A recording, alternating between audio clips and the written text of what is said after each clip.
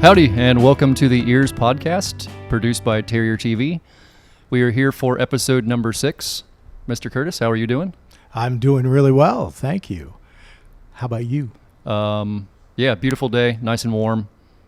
Flip-flops are definitely working, like always, and yeah, God is good. It is awesome. Miss Cindy, tell me, how are you doing? I'm good. I'm excited to ask, did the varmint control work? It has. It hasn't been back. Yeah, I had a good feeling about it. I've been a little bored now, though. How does that thing look? Pretty awesome by the pond? It really does. Is it spooky? Yeah, my dog doesn't like it. There you go. It's working the way it's supposed to. He keeps sitting there looking at it like, why? Why isn't it going anywhere? Okay, that's good. I've noticed we almost have like a mascot type word that we seem to use every episode now. Varmint. Yeah. Hey, if it works, Varmint. it works, right? I don't know. Varmint. It is what it is. Yeah, so I guess yesterday I spent the day with Mr. Keith Winston of the Brevard Zoo. Him and his education coordinator, Zachary, went out with us, and we looked for snakes and kind of had a good day. It was a good time. How many times did you get bit this time? Yesterday, I took 0 bites because we didn't actually put our hands on any snakes per se. We saw lots of snakes. I think we saw 4 species of snake, but didn't necessarily put my grabbers on one. I didn't harass the wildlife. I am proud of you. Yeah, so that's which is a 1 day clean, right? You're right. Yes, One day out of his element. One day safe of not harassing the wildlife. So yeah, it was pretty good. So let's get to our guest today. We are joined by Mr. JT Hassel. How's it going, JT? Thank you for being here. Great. Thank you guys for having me here. Kind of nervous talking about wildlife and stuff. You don't have no surprise snakes or spiders in the back, right? Alligators or No, anything. it's just like I was telling you a little while ago. We all have our things. The same way you're worried about wildlife, I wouldn't want to go running into 11 guys that were trying to murder me at the same time. So, Right. yeah, I will take the wildlife that I can kind of understand, that at least I think I understand, a lot better than, That's understandable. people worry me sometimes. Yes, sir. Especially large people. Yes, Yeah, sir. they want to like grab you and tackle you. Yeah. Oh, not just large people. Large, very quick people. Very athletic Fast. people. I mean, the worst that could happen is you could break a bone, but see, with the wildlife, what if there's a poisonous snake or spider? Oh, there you go. Yeah. So which ones, It's a cool story. I mean, yeah. yeah. I I guess if you had a cast it on, depends on the risk. people could sign your cast, and you could be like, let's check out my cast. But yeah, I don't know. It's to each their own, I reckon. For sure. To each their own, I reckon. So JT, you grew up here in Titusville, yes? Yes, Titusville, Florida. Born and raised right there at Paris Hospital. Okay. Grew up here my whole life pretty much. My mom raised me and my brother. Went to Titusville High School. Very blessed to go here and, went to school with a lot of great friends and great people. Awesome. So tell us about life since high school here. What's been going on? What you've been up to? Tell us all the things. Man, my life has been crazy. Like, literally, you never know what's next. I'm pretty sure you understand how it goes, dealing with the wildlife and everything. But after high school, I went to Titusville High School my freshman year. I was getting into, somewhat trouble here, not doing good in class and stuff. So I decided to transfer to Astronaut High School. And I finished my last 3 years there. Excelled a lot on the field. Not really too much off the field, in the classroom and everything. I didn't have the best grades coming out of high school, so I only had one D1 AA offer out of high school. I reached out to every school in the nation, D1 school, because everybody wants to go D1 no matter what sport you play, but reached out to every school, never heard nothing back. This one coach actually decided to take a shot on me, and I'm very thankful for him, taking that shot and giving me the opportunity. And it was his name was Jimmy Rogers. Okay. And I was way in South Dakota State. I went to South Dakota State University. That's a big change from Florida. Change. Yeah. Tell me about it. Yeah, I'm from here, palm trees and sun all the time. Then I go way out there. There's nothing out there. It's freezing cold. After my first year, I'm telling my mom, like, I can't go back. I don't know, like, where else I got to go, but I can't go back there. It's horrible. But I ended up going back there my second year. I was dealing with a lot of stuff mentally. And, I had my son my last year of high school, 2014. And right after he was born, like a couple days after, I had to leave for summer workouts at South Dakota State. So, you know, dealing with that and just being away from home, and, you know, I'm so used to being here, growing up here my whole life, it really hindered me mentally. So I ended up coming home to be closer to my son. I didn't really have a plan at the time. I worked 2 jobs. I worked at industrial steel, save a lot. All day, every day, I was tired, killing myself.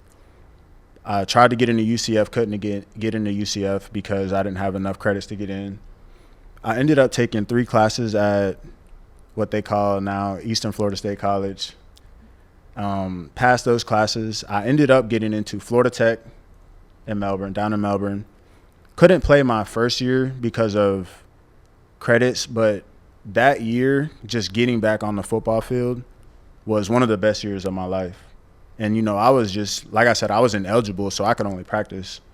But, like, just being able to get back on the field and doing what I love, it made me so happy.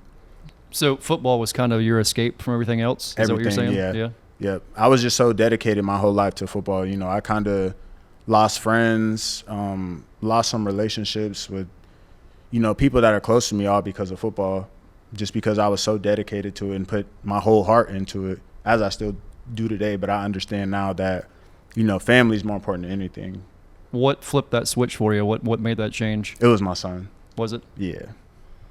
So I understand you're a proud man of faith. Yes, How does sir. that all play into all this? Man, my faith is everything. Like, without God, you know, I wouldn't be sitting here today. You know, a lot of people I grew up with are either dead or in jail. I hate to say that, but it's the truth. And I have to recognize that just because I care about the youth. And, you know, God's kept me out the way from a lot of things. And I always kept God first. And it's hard to explain, but I'm just so thankful. It is hard to explain. Yeah. I'm just blessed, you know. You mentioned that you care about the youth. Yes, ma'am. When Frank first told me, we're going to interview this guy, Yes, ma'am.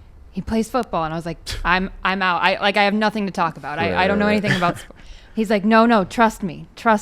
Google him. So I'm Googling. 2 minutes in, I'm like, Frank, we're interviewing him. We're doing it. We're doing it right now. You run a nonprofit here for kids. Yes, ma'am. Tell us about that. Well, it started out, you know, football based. When I first got in the NFL, I was like, okay, cool. I'm in the NFL. I want to teach kids how to get to the NFL. Then last year, around the time COVID hit and everything, I literally lost my mind. I had so much stuff going on. Really, it was a lot of built up trauma from my past. And growing up, you know, I was born with a disability on my left hand, born with only 2 fingers on my left hand.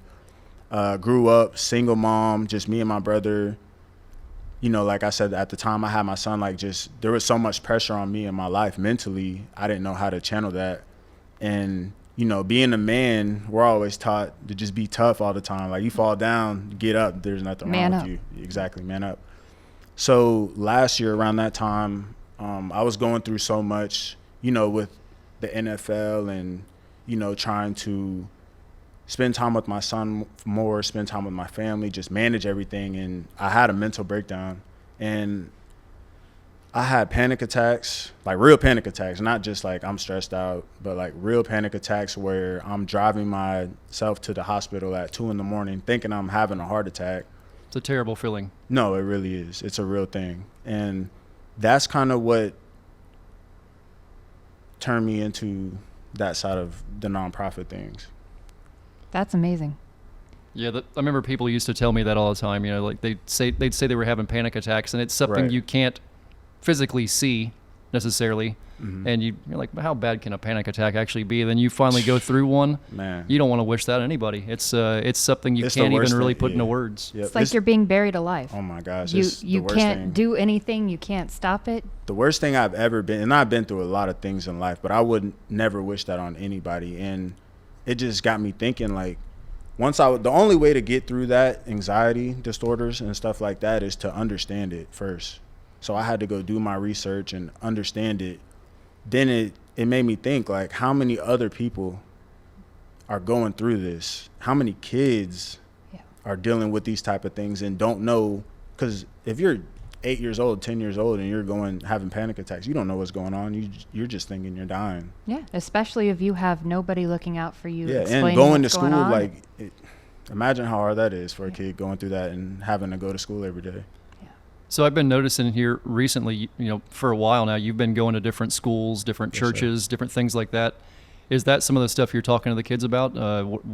So tell us about that and about the purpose of your nonprofit and what it is you're trying to accomplish. Yeah, so basically my nonprofit is to acknowledge, empower, and educate the youth, even adults, on mental health. So like when I go to the schools and stuff and churches and all that, I tell people my story first, but I also help them realize, because when they see me and they hear I'm coming to talk to them, they don't care about anything I'm talking about. All they care about is this NFL famous guy is coming in here. But, I want to let them know that I'm a relatable person. I'm just like them. I go through the same stuff they go through, sometimes different stuff, obviously, but I'm just a regular person at the end of the day. We're all humans and we all go through stress and all those things. And mental health is so important.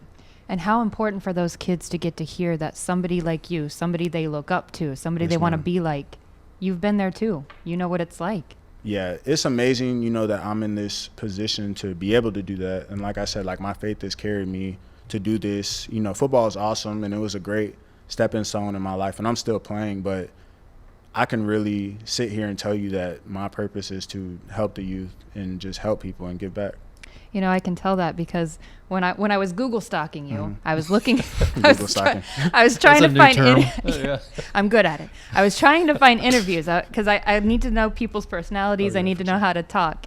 And the first interview I found, it was during some game, some sporting event. I imagine. You were in a uniform. That tells me it was a game.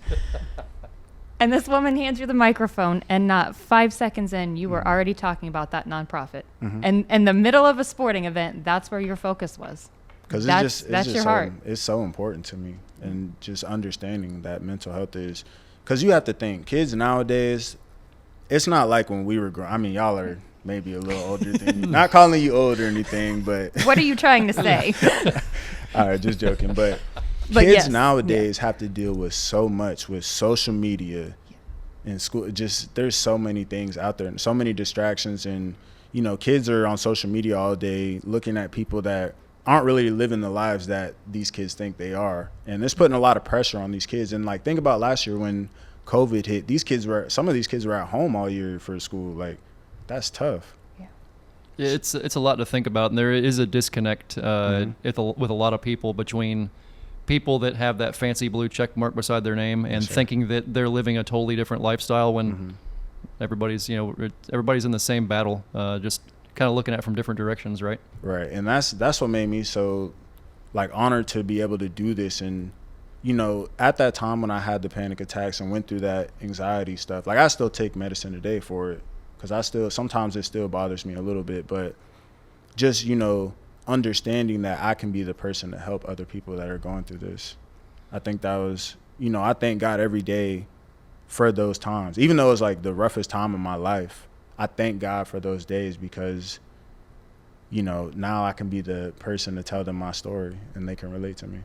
There's two ways to take it, right? You either let it break you, or it makes you stronger and it builds something out of you. Yes, sir. And you took the path where it made you focus on your faith, and you started looking at how you can help other people. Yes, sir. That's pretty much been my whole life. Like I said, I've been through things that you probably, if I told you, and you wouldn't probably believe me, but that's really been my whole life, is just bend, don't break. So what is you're going out and you're talking to these kids. Yes, how are you trying to, from there, are you keeping a relationship going or a contact thing going with them, or what are you doing from there? Right. So right now in my business plan, we have a mentorship program that allows us to keep up with the kids and keep up with mood tracking and all that stuff. And I'm working on it right now, but on my website, I'm going to have something, where I check in every day, so the kids can see my mood every day, because I'm not happy every day as soon as I wake up, you know what I mean? And they need to see that. I'm not a person that's going to fake myself every day and lie to myself, because that's most important, as some of us do every day. Yeah, it's important to be real with people. For sure. I've learned that too. When you can't go tell people every day that you're feeling good and everything's going great when sometimes it's not. I know you've went through surgery this year too, and Yes, you've sir. had your challenges. See, we didn't even get to that part Yeah, yet. Like I said, my life is so crazy. I could just sit here all day and, we all have our journeys. It's a matter of what you do with the journey. Yes, sir. Yep. So tell us about your NFL career. What got you to where you're at? Yes, sir. Yep. By all means. What got me to where I'm at is obviously faith first. Sorry. And then, just being dedicated to doing something that I love. Like, when I was in high school and stuff, like, yeah, I had my fun and did this and that. But, like, when it came time to football, like, I was dedicated. I was at the gym every day after school. Sometimes I would skip class to go down to the gym and work out. Like, if you ask anybody around Titusville that knows me, they'll tell you, like, I always put football first no matter what. And then my career in the NFL, like, even that's been crazy for me. Like, most people don't know, like, they think I just got in the NFL and made $100 million, but it didn't work out that way for me. I'm blessed to get in the NFL, even though I went in undrafted. I spent time with the Browns my first year. I was on practice squad for 12 weeks, so that was rough mentally. And then I finally got a shot to play in the last 4 games of the season, and that went very well. Then after that, I came back, and, COVID happened and everything, but we had training camp, and I ended up getting cut by the Browns. So that was rough mentally. And then I was at home for 12 weeks that year. So, at that time, I'm scrambling mentally. Like, I don't know what's going to happen. I don't know if I'm ever going to play football again. I don't know if I should go get a job, if I should keep working out. Like, financially, my funds are starting to go down. I'm not making as much as I used to make. So it's just like mentally all this stuff is going on. Finally, I get a call from the New England Patriots on Thanksgiving Day, trying to spend time with my family stuff. Get a call from them. They fly me out the next morning, end up on their practice squad. The next week, I get a call from the Jets, say that they want to sign me to the active roster. My first game with them, I'm playing against the Los Angeles Rams, just won the Super Bowl at their stadium. First game, I block a punt. We win the game, get the game ball. Now I'm thinking, okay, like, I'm back in the game. I'm making plays finally. Like, I get all this pressure off of me. Next year, I come back, have a great preseason, pretty much starting. Still end up getting cut. Then I'm at home for like 3 or 4 weeks. I have a workout with the Carolina Panthers. And then as I'm working out, I was coming down with the ball, twisted my arm wrong, tore my tricep and my UCL in my elbow. So now I'm out. I was out for this whole last season. So like I said, like, it hasn't been roses for me. But, I just think if I stay consistent and keep going as I did my whole life, whether it's football or not football, like, I will be successful. So you were talking about, in high school you struggled, you changed high schools, you went to San Diego or South Dakota. Yeah, sorry. Sorry, I'm thinking of okay. letters with S and D. You get what kept flipping the switch for you between all those things? What kept you going through all of it? Honestly, what was your main? Yep, Tell us about your drive. Yes, sir. Obviously, God first, always. But my drive was my son. And just because it's hard for me to explain it, but when you're a parent, you can't sit there and tell your kid to do something that you never did, or try to motivate them, but you're not a motivated person. Yeah. And I always been a person that, I never talked about what I did. I just led by example. So, and I want my son to be better than me. And that's anything I do, like, just being a good person, respecting people, just your character. Or even if he decides to play football, like, dedicating everything to that and always putting God first. But that was my drive. That's what, if it wasn't for my son, I don't think, I would have made it to the NFL. That's pretty awesome. Now, you love football. Yes, sir. Now, what is it when you play the game? And it might be hard to put this into words. Yes, sir. But what is it about it when you're on the field and you're playing the game that just clicks with you? I think it's just, it's crazy because I I had this talk with my friend the other day, and I texted him and I said, you know what's crazy? I don't think it's the sport itself, but I think it's just the freedom to, you know, be outside and be free and being able to laugh and smile and just have fun. And, you know, because when I was a kid, I never cared. You know, when you're a kid, you don't care about money and business and politics and all that stuff. You just want to go outside and play with your friends. And, you know, that's what I always remember when I was young, like playing football with my friends and just having fun. Now it's, you know, there's so much it's my job. As anybody's job, you know, it's business and there's money involved. So it changed a lot for me. But You're still having fun with it? yeah, for sure. If I don't, then I'm just going to be done playing.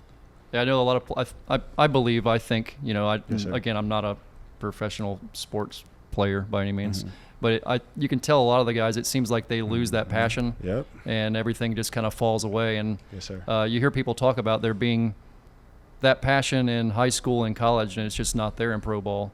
Yep. I'm sure the chemistry changes a lot. Yeah. Oh yeah, for sure. Because you're in there, no matter where you come from, you know, everybody that's there can play football. So you might be 5-star recruit out of high school. You might have won the Heisman in college, but when you get in the NFL, you know, everybody's that good. Yeah, that's a lot. So you played safety? Yes, sir. I Okay. played in high school. I played linebacker and long snapper. I pretty much did everything in high school. Wow. Scoring touchdowns at tight end.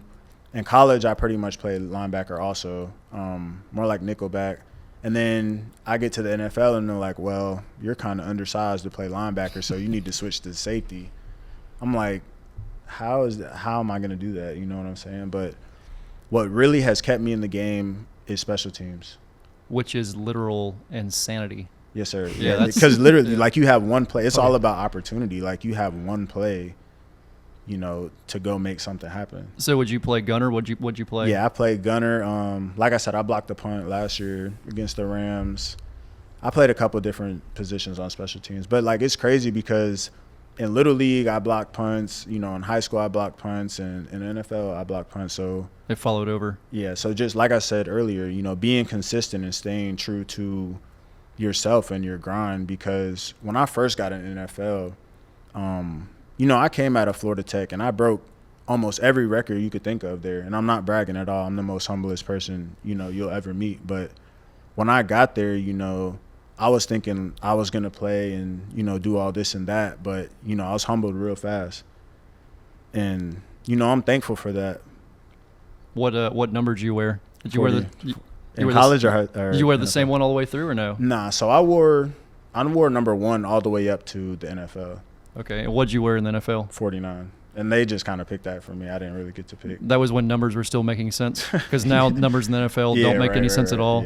yeah. Wide receivers used to have a certain set of numbers. They'd be between 80 and 89, and then Right, between right, yeah. maybe 1 and 19. Yeah. And DBs were a certain set. Now everybody can be whatever they want to. And Yeah, it's crazy. I like looking at something and understanding what's going on. And now you, like number 6 playing cornerback. What's going on? I'm so confused. There was order to it, and they lost the order. But anyhow, I digress. But yeah, when I first got in the NFL, you know, it was hard for me because, like, I always knew who I was on the field, but I felt like I lost some of my swag out there because I was on practice squad. You know, I'm so used to, like I said, I came from Florida Tech, like breaking records and stuff, and, you know, I was just so used to doing that.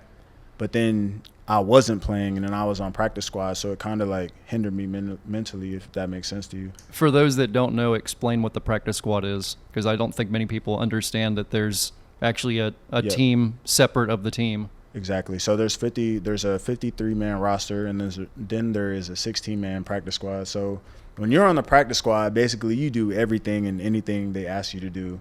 So you don't play in the games or any of that, and you have to do everything they say. So it's not that fun. You're the crash dummy. Yeah, basically. Pretty much. Yeah, that's the way I always Yeah. looked at it. You're the expendable person they can go Right. put in the car and crash into the wall, Yeah. and if you get hurt that day, then they'll call Yeah. somebody else up. It'll be okay. Literally, that's how. Yeah, it's a business.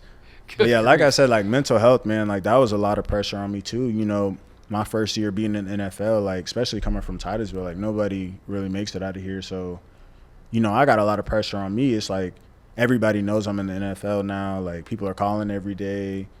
you know, I haven't played in one game in like 12 weeks. So mentally, you know, I'm hurting. I got you. Tell us about your event that's coming up on March the 12th. Yes, sir. It is a football camp event, but it's based on mental health. It's called Smile From Within, second annual one. Last year we had about 120 kids there. Okay. This year we already have 250 kids signed up. Wow. Yeah, already. And it's crazy. We have over 40 vendors. Last year we had like 12 vendors. We're going to have Titusville Police Department out there. We're going to have the fire truck out there. We're going to have a bounce obstacle course. It's like 60 feet. The kids will be able to run through it with the NFL players and stuff. Also, we're going to have like 10 other NFL players there. Free food, free ice cream, free drinks, live DJ. I can't even think of everything. Everything about this. We're going to have the alligator out there. Yep. I'm gonna come see if I can harass the kids the way I normally harass wildlife. Yeah, in a good way. Show them an Small alligator. horse. Yeah. There's just like so many things, you know. And That's it's it. really That's at Gibson, yes? Yes, sir. Okay. At Gibsonville. Sorry about that. No worries. It's from 1 to 5. Okay. How can the community support you? What help do you need? What can we do? Right now, we're just looking for more volunteers. We pretty much got everything squared away, but more volunteers would help us. Obviously, as we're probably going to have 300 kids out there, so. If people want to find out more about the event or your nonprofit in general, sir. what's the website? Where do they It go? is HasselFoundation.net. Okay. Yes, sir. Do people that want to support the nonprofit have an opportunity on the website to donate? Yes, ma'am. It is on there Awesome. also. Yeah, it's a pretty awesome website. It's Yeah, pretty we're neat. changing it all the time. And like I said earlier, like I'm creating a thing on there now to where I check in every day. Then the kids, you know, they can check out. It's giving them an outlet to go on there and, you know, be able to express themselves. Because like when I was a kid, I didn't want to talk to my mom about what I was going through. I would always talk to my friends though. So. And the thing is, for a lot of those kids, you might be the only opportunity where they feel like somebody is checking in on them. Yes, ma'am. Yeah, it's a great cause. You're doing a great thing, and like I told you before when we talked, we appreciate what you're doing. It makes a huge difference. Yes, sir. I think we'll do a little bit of trivia. You guys want to do some trivia? Oh, yes. Yep, There some we trivia. go. Oh, you missed trivia last week. You did miss trivia. You would have probably known all of them too. Maybe. I think you would have known all of them. The This thing week, is, they I were don't know. movies, right? It was movie based. They were movie based. Yep. So you've probably you've never heard. My best friend Erin has an entire ongoing list of movies I've never seen that she finds it absolutely unacceptable. I've never seen. She makes you watch them. She does. She does. Good for her. Yeah. Good Shout for out her. shout out to Aaron. That's pretty awesome. Most of them are probably on it. If it's like an iconic American movie that everyone had, I've probably not seen it. There was only one John Wayne movie. And I think you could call I that haven't seen it. iconic. Anything Yeah. John Wayne has Yeah. to be iconic, I think. Can I ask what your favorite movie is? Oh Lord. Wow. That put me on the spot. Yeah, I Let me don't think. know. Favorite movie. Wow. What's yours? Yeah. Ace Ventura. That's Pet jam up. Detective. That's where I learned everything I know about football. Fire Marshal Bill What a did come up coincidence. last week. Yeah. Fire Marshal Bill did come up last week, so that's kind of funny you say that. That was Jim Carrey at his finest. I rewatched some of those before we had the interview last week. I forgot how disturbingly hilarious that actually was. I mean, it was disturbing, but there was some funny stuff. Oh yeah, for sure. Good He's a great grief. actor. He is. And he blew himself up like a dozen times in those and caught himself on fire and Yeah, he did it all. burned himself with hot oil. His and, interviews are really good too. Yeah, the guy's hilarious. The Sure. funniest part of this for me is one of my friends was like, "How are you going to talk to an NFL player?" And I literally said, "I've seen Ace Ventura." Did you really? I can't believe this is crazy. happening. You're going to have to let me think about the favorite movie thing. Oh, that's a struggle. I don't know why that's a struggle to me all of a sudden, but There's so many good movies out there. yeah, there really is. Wow. Best Okay. movie ever made. I knew you were going to come up with something. The Tell me. Outlaw Josie Wales. That was a good one. Never seen it. 1976. It's pretty Clint old school. Eastwood. Yeah, that's way ahead Spaghetti of my time. Western. No, if you get a chance, it's on Netflix. And Okay. it's if you got time, it's got a lot of quotable lines in it. Okay, awesome. It's Clint Eastwood. It's a western. Right. It's a good movie. Man, He's still I'm thinking yeah, about I'm it. still trying to figure it out. I don't like committing to one answer. Like, Yeah, I don't know. I'm struggling with that one. Man, I don't know where to go with it. Okay, Hit us with some trivia then. I'll Hit think us of with some Sorry, trivia. to put you in. No, it's great. It's a great question. Now I'm going to be thinking about that for the rest of the day and trying to figure out what my answer would be. Like when I was a kid, I was a big fan of E.T. He'll send you E.T. a was the text jam. tomorrow Yeah, and yeah, tell you for sure. tell you what it is. you know? Yeah, E.T. was the jam when I was a kid. So if I'm going to go old school, E.T. was E.T.. pretty jam up. There you go. That was a pretty cool movie. So yeah, I don't know. Okay, so this is sports trivia, but it's not like you think, Cindy. So don't freak out too much. All right, number 1. Which sport has the lightest balls? Ping pong? It is ping pong. Ooh, Nice, yes. Yeah, nice. the lady who See, knows right nothing there. about sports. I got one. There you go. There you got it. Okay, number 2. What is the fastest human in sports, ignoring any mechanically assisted motions? So nothing that's mechanical. What sport can a human go the fastest that's in something that's not mechanical? Track. Nope, it's more than track. So I'll give you, for instance, skydiving, which is considered a sport. People can get up to okay. 135 miles an hour. It's faster than that. What is Faster faster than- than Does it falling have out of to- a plane? Does it have to deal with snow? It does. Wow. I You're forgot what it's you're called. right there. You're right there. Oh. Is You're- it what is it called? Sled. Oh, that's a great guess. You're thinking of the people that sit Like the bobsled. the Bobsled. luge or Yeah. the- There's No, another it's thing not. I was watching on TV. The That's other all day. on right now, isn't it? Is that Yeah. the Olympics still on? Olympics, yeah. Yeah. They wear the skis and then they like fly. Is that what it's called? It's downhill skiing. Yeah, Oh, downhill okay. skiers. Downhill- They can yeah, reach okay. 155 miles an hour. That's Yeah, that's see. insane. Yeah, I'll just stick to That's- football on that one. Yeah, again, not built for it. Number 3. Who is the only person in NBA history to be named MVP, Coach of the Year, and Executive of the Year? It's a name you know, even I though you don't don't want know to say sports. it and be wrong. No, I'm not going to say it. Say Pat it. Riley. No, great guess. No. No, I don't it's a even name. watch It's basketball. actually somebody that's more well known than him. Okay. You know, Is you it know the Michael name. Jordan? I was gonna say that, but Somebody I don't that was think he right there coached, with did he? Michael Jordan. I have no idea. Somebody that played against Michael Jordan. That's just as well known as he is. It's Larry Bird. Mm. Really? Ah, yes. Yep. Oh, yeah, because he was in the front office of the Pacers. Yep, for sure. It was MVP, Coach of the Year, and Executive of the Year. Okay. All right, here we go. What college football position receives the Jim Thorpe Award? Safety. Defensive back, yeah. Yep, Mhm. yep, yep, indeed. I knew you had that one. That was a layup for you. I put- feel like put he that had one the out there for unfair you. upper hand on that one. Just saying. I tried to give it some time to let other people answer.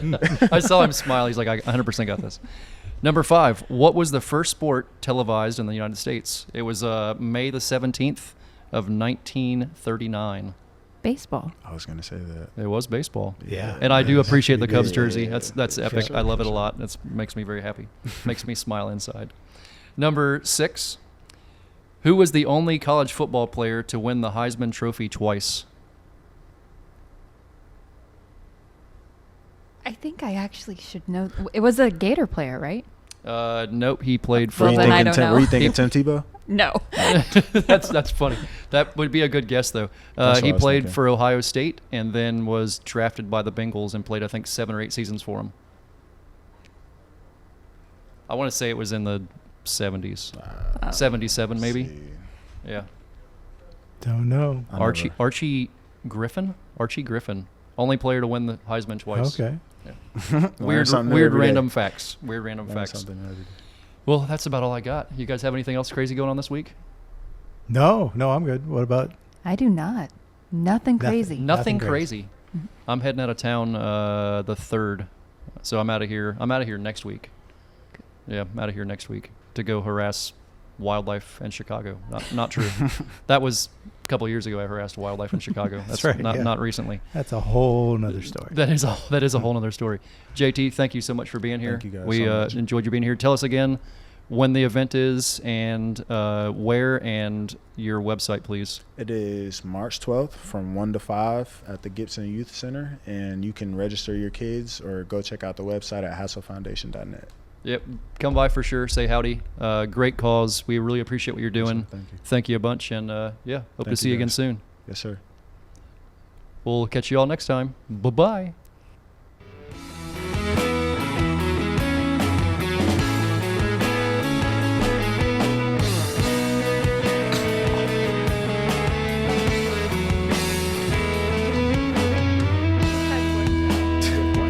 One job.